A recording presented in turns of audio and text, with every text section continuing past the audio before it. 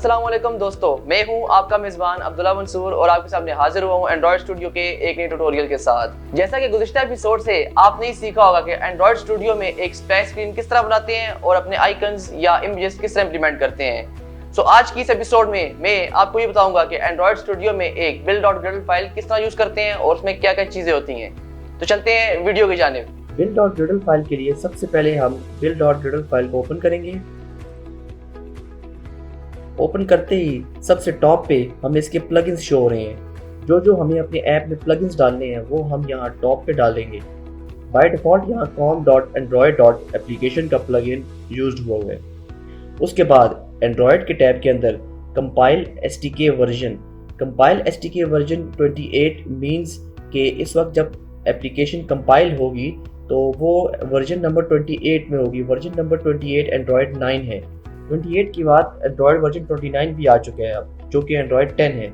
उसके बाद default config में सबसे पहले आपका एप्लीकेशन आईडी आ जाता है, जिसको पैकेज नेम कहते हैं या डोमेन नेम भी कहते हैं। एप्लीकेशन आईडी के बाद मिनिमम एसटीके वर्जन है।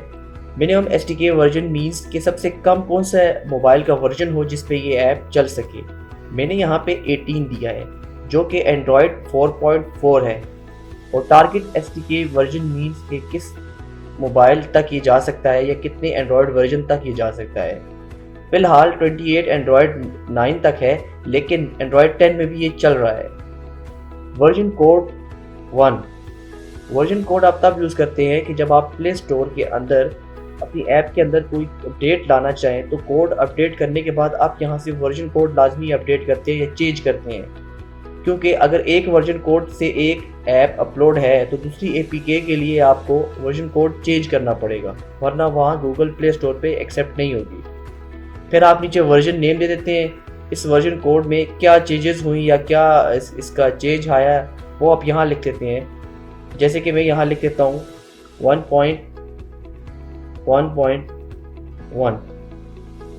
इसको जब मैं सिंक करूँगा तो ये सेव हो जाएगा। फिर उसके बाद टेस्ट इंस्ट्रूमेंटेशन रनर आ जाता है।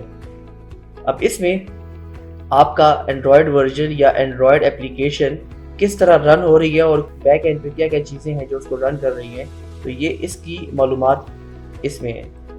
फिर उसके बाद आपके पास बिल्ड टाइप्स आ जाता है। बिल्ड टाइप्स में एक रिलीज वर्जन होता है और एक डिबग वर्जन होता है। डिबग वर्जन आप तब यूज़ करते हैं कि जब आपने अपनी ऐप टेस्टिंग के लिए यूज़ करनी हो या किसी को टेस्ट करवानी हो, तो आप डिबग वर्जन यूज़ करते हैं।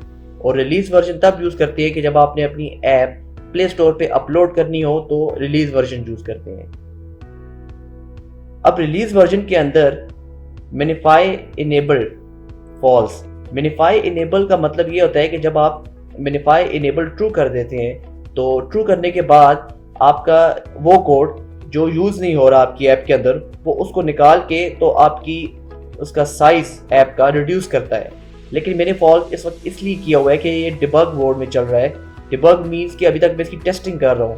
तो अगर मिनिफाई इनेबल डिबग मोड में आप ट्रू करते हैं तो वो काफ़ी इश्यूज आते हैं। मीन्स कि आपकी ऐप बहुत क्रैश करती है। तो इसलिए इसको हम तब इनेबल करेंगे जब हम अपनी ऐप को रिलीज मोड पे ले जाएंगे। फिर उसके बाद प्रोगार्ड फाइल्स। ये फाइल्स एंड्रॉयड की अपनी फाइल्स होती हैं कुछ, कि जो यूज़ करता है वो डिबगिंग के वक्त। फिर उसके बाद आ जाती है आपकी डिपेंडेंसीज, जो कि बहुत मेन चीज़ है एंड्रॉयड स्टूडियो के अंदर। यहाँ पे आप लाइब्रेरीज इंक्लूड करते हैं कि जो भी चीज़ आप यूज़ कर रहे हैं या जो किसी का डेटा भी आप यूज़ कर रहे हैं, तो उसकी लाइब्रेरी आप यूज़ करेंगे, तब आप उसका डेटा आप यूज़ कर सकते हैं अपने कोड के अंदर। लाइब्रेरी बेसिकली एक चंक ऑफ कोड होता है जिनको हम इंपोर्ट करते हैं और हम सिर्फ यूज़ करते हैं। उसके उनके बैक एंड पे क्या चीज़ें यूज़ हो रही हैं वो हमें नहीं जाननी होती, लेकिन हम उनका कोड यूज़ कर रहे होते हैं, तो लिहाजा सिर्फ हम लोग उनकी लाइब्रेरी इंक्लूड करते हैं या इम्प्लीमेंट करते हैं। तो ये थी build.gradle मॉड्यूल ऐप फाइल। आज की इस एपिसोड से आपने ये सीखा होगा कि एंड्रॉयड स्टूडियो में एक build.gradle फाइल किस तरह बनाते हैं और उसमें क्या क्या चीज़ें होती हैं। फिर हाजिर होंगे नए एपिसोड के साथ। तब तक के लिए अल्लाह हाफिज़। पाकिस्तान जिंदाबाद।